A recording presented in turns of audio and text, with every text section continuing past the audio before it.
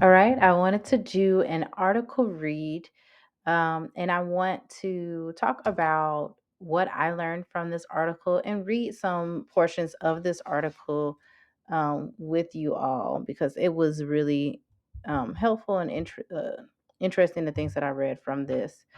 So, this is from the U.S. Department of Education. It's called Supporting Child and Student Social, Emotional, Behavioral, and Mental Health Needs. I found this article actually through the CDC website. I kept seeing on Twitter people posting about how student needs basically has been, or student mental health has been declared a national emergency. So I've been seeing a lot about mental health on Twitter, and these were one of the articles that were posted or that I found through the CDC page. So the first thing that I learned was that those that were experiencing mental health challenges were hit harder with COVID. And I'm going to get into some specifics where they kind of list these things. But you see at the beginning, they write about what the challenges were for supporting students and what their recommendations are. So that's what the whole thing is about. So here on page 4, Uh, it's talking about mental health supports. It says in schools, we prioritize three critical and interrelated components of mental health: social, how we relate to others; emotional, how we feel; and behavioral, how we act, supports to promote overall well being. And I think this is really important because as we were, like I said, trying to, and you'll hear me talk about this even more, as we were trying to figure out ways to support our students, we kept breaking into departments of like social emotional, behavioral, academic, attendance. We finally figured it out, and I'll talk about that later. But it really is important that social, emotional, and behavioral supports or services are being highlighted when we talk about discussions, especially between school leadership teams. A lot of the times it tends to focus on instruction only, but we really need to make sure that we're paying attention to what we're doing in those parts. So then it goes on to break down how these different sectors kind of suffered during COVID specifically, but it also has some stats right here that I wanted to pull out. One says that the emergency department visits related to mental health increased 24% for 5 to 11-year-olds and 31% for 12 to 17-year-olds between January and October 2020. And then skipping down here, it says lesbian, gay, bisexual, transgender, queer, or questioning youth are having specific challenges navigating limited social support when affirmation and support are particularly important, resulting in sleep disturbances, decreased physical activity, leading to unhealthy weight gain and abuse of substance abuses. Okay, so going into the different demographics that had issues, I'm on page 7, and it says, without adequate access to trauma informed practices, some early childhood programs that serve infants, toddlers, and preschool children have struggled to systematically promote positive social, emotional, and behavioral development and adequately address manifestation of that trauma, which are often perceived as challenging behaviors. So, we're going to see now in these next years early childhood learning centers and things like that wanted to become more trauma informed and more aware of mental health services that they can provide to not only their students but families. I wanted to scroll down, matter of fact, because they start talking about K-12 students. Um, but we're going to get to that. Or I think there actually was something that I wanted to talk about here.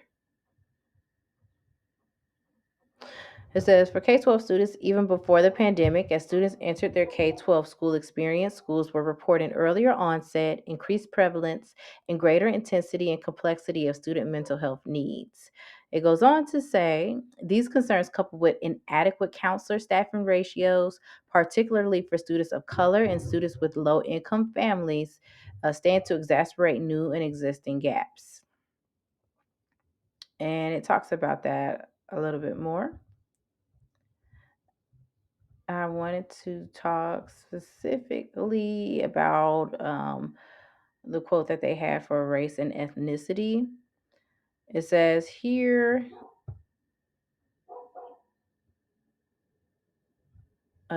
based on race and ethnicity, youth experience differences in severity of mental health symptoms. Black teens have disproportionately higher rates of suicide than white teens, and the odds of having attempted suicide within the past year were significantly greater among Asian international and Black college students than in previous years. Further, there are differences among communities by race and ethnicity in the extent to which individuals seek access and use mental health services. As stated, unmet mental health needs may manifest in behaviors inconsistent with school or program expectations, and students of color who exhibit these behaviors are more likely to experience reactive and exclusionary discipline rather than interventions or additional supports and lose instructional time. We find that to be very true. I'm going to skip down to the portion about English language learners. And basically, what they said was that there was a lack of validity in the screeners due to them not being offered typically in ELL students' native language. But they do go on to say that these are some of the challenges that they faced during COVID. So, taking on adult responsibilities, such as dealing with the landlord, social service agencies, and school, if they have more English proficiency than their parents and no interpretation services are offered. Supporting younger siblings in navigating remote learning and helping them to connect digital platforms. Finding employment to provide vital income to help support their family. And then lack of access to technology, which disproportionately impacts English language learners' access to online health services, including mental health support, creating a gap in accessibility to intervention supports when in person services have been suspended.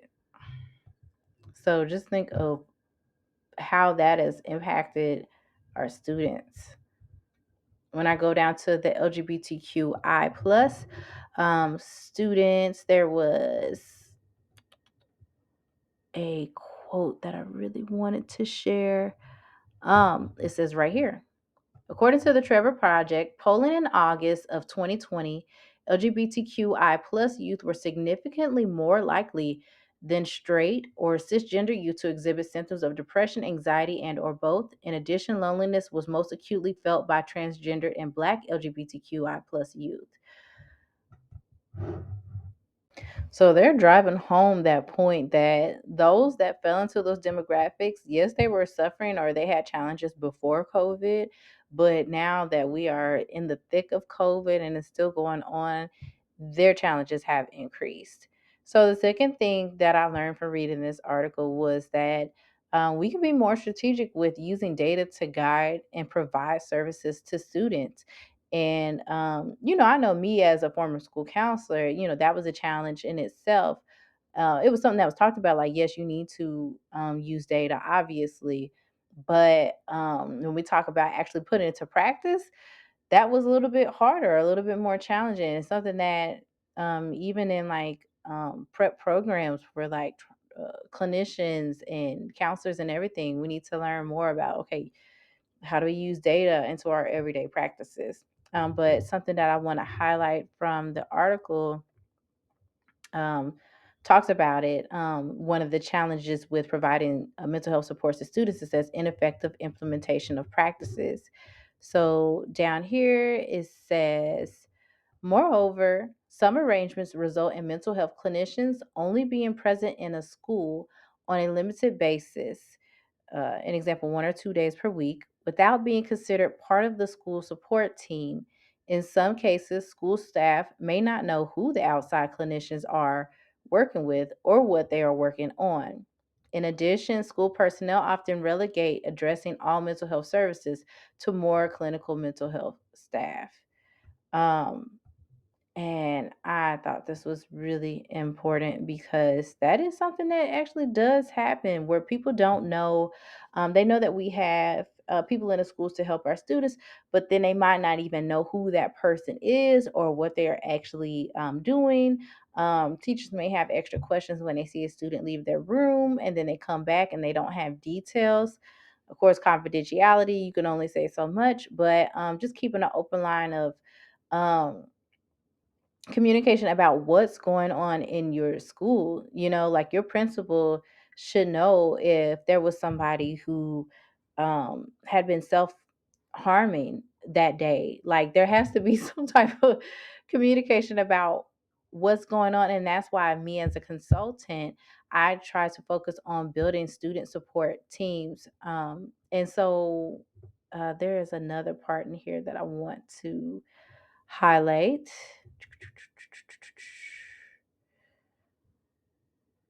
Let's see. It is on page 15. Okay, over here where it says, similarly, within schools, those providing direct services to children and students, including teachers, counselors, school psychologists, and social workers, are often siloed and work in relative isolation from one another, affecting all children and students, including those with disabilities. So, again, teachers, they're in the classroom, they're with the kids all day, but really, think about it, they're stuck in their classroom.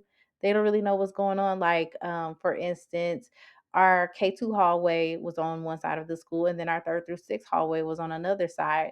So say if there was a fire going on, like I said, until they hear something over the intercom, K2 teachers would not know about it. I mean, not unless they're walking down the hallway towards the fire. Like there's certain things that go on where there has to be communication and systems put in place for us to communicate about what's going on in our schools. And not just when an incident happens, like just regular communication. And again, that's why there needs to be some type of student support team to keep that communication running. Another portion I wanted to highlight, I skipped down to where it says gaps in professional development and support, where it says resources to address child and student mental health needs vary across schools, programs, and districts. They often focus on crisis management, rest heavily on reactive responses to individual child or student issues rather than a comprehensive system of support. So this gets into my last part about that I learned from the article is that systems are key, and it is another thing that is outlined in number 6 here, as well as number 7 and further down into the article. But I wanted to read what it had here. It says often children and students from underserved groups are less likely to be referred for additional social, emotional, behavioral support and mental health services. Continued professional development and assistance from leadership may be helpful to neutralize potential bias in decision making regarding the need for additional supports. So, like I said, I'm an education consultant and I focus more so on social emotional supports in schools. This is something that I can come in, I can help your school with as far as looking over data, seeing those gaps, um, providing some assistance with building those systems that are needed to address mental health at your school site. It goes further to say, again, this scenario underscores the critical importance of true education mental health system partnerships. For example, one approach hinges on school mental health working systematically within a multi tiered system of supports articulated by the positive behavioral intervention and supports framework and the pyramid model framework. This is one of the services that I provide is helping to decrease discipline using a trauma informed multi tiered system of supports. So I hop down here to page 23 where they talk about basically what you can do to help support students and their mental health challenges. And so one of us says implement a continuum of evidence based prevention practices. It says here that implementing evidence based practices within a multi tiered system of supports framework provides an effective organizing structure for schools, programs, and districts. And it talks about how you can further do that. So it says within the context of an effective MTSS framework, it is important to prioritize primary prevention, tier one. It talks about the ways that you can do that, creating a welcoming physical environment for children, students, staff, and families, intentionally making connections with children or students, using simple strategies like positive greetings to set children or students up for success, establishing consistent and predictable routines, explicitly teaching prompting and reinforcing a few positive expectations, delivering effective, engaging, and culturally relevant academic instruction, using screening tools to plan, implement, and assess instruction, and providing specific and supportive feedback. These practices promote wellness and are associated with the desired educational development and social, emotional, and behavioral outcomes.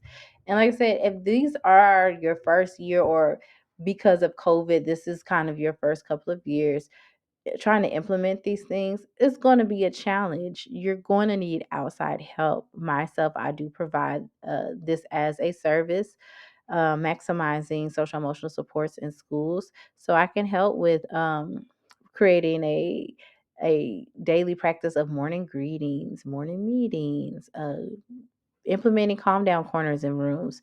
Simple things. It seems simple, but like I said, unless everybody is implementing in the same way and we're on the same page about what's going on, it can sometimes become cluttered and a mess. So sometimes you need somebody to oversee. And then sometimes, like I said, you tell people to do something or you say, like, hey, this is best for students. And people don't want to do it. They see it as an extra challenge. I get it. It is extra work on the front end. But again, as a tier one support or service, you're going to see a decrease in your tier three challenges when you provide tier one supports. But again, that's something that people have to see for themselves. It's not just something you could tell people and they believe it. So I know it's an issue that we have all the time, but this was a phenomenal article. I learned quite a bit from it. The first thing that I learned that those that were experiencing challenges before were hit harder. We need to be using more data. And then systems are key. We need to make sure that systems are in place. And if you don't know how to do that, you need to hire a consultant in order to help you in your school.